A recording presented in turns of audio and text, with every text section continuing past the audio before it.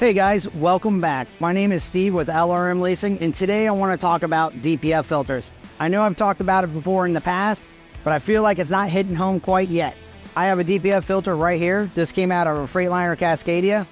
Now, when you guys go to the dealership, they are going to highly recommend to replace them, all right?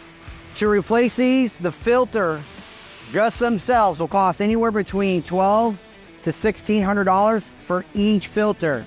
If you have a Freightliner, that means you got two of those. Now, what I would recommend, because I've done it here with my own vehicles and a few of my customers, I would send these out to get cleaned.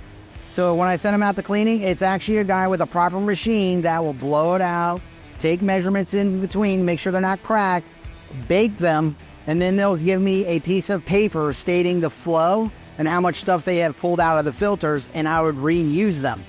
This will save you guys a lot of money because the price of one filter to be replaced is practically the price to get them cleaned and back installed in your truck.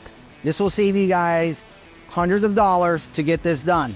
So don't freak out when they say the DPF filter, but if you stay on top of the maintenance, less repairs, less breakdowns, and not gonna spend so much if you take it to a shop that will get them clean. This one here is a clean filter, which I will be throwing back in a truck.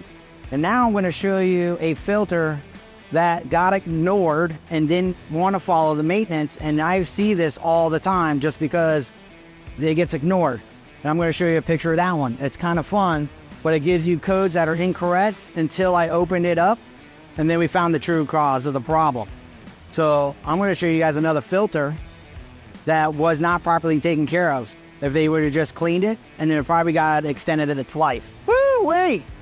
So that's what it looks like when we don't take care of our proper maintenance with DPF filters. So when you have something like this, you are definitely replacing. Keep this in mind. Do your intervals, pull them out, get them clean. I do know that if you put at least 1 year or at least 100,000 miles on the truck, I would recommend to pull them out, get them checked, and then get them clean.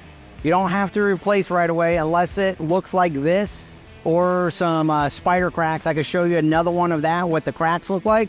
I may have to angle it a little, but usually if it's cracked, then you're gonna replace the filter. But if it's just dirty, send them out and get cleaned. It'll save you guys so much money, all right?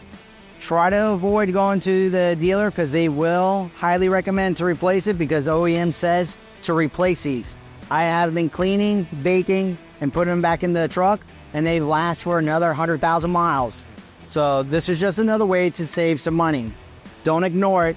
You don't want this problem. Just a quick recap about our DPF filter maintenance. I just want to iterate one more time. Pull them out every 100,000 miles or at least 1 year. Get them checked, inspected, and cleaned. If you like what you saw today, don't forget to pound that like button. If you have any questions or concerns or even more information you want to know about, don't forget to leave me a comment at the bottom. If you guys want more content to save money and some tricks and tips, don't forget to subscribe. I'll see you guys around.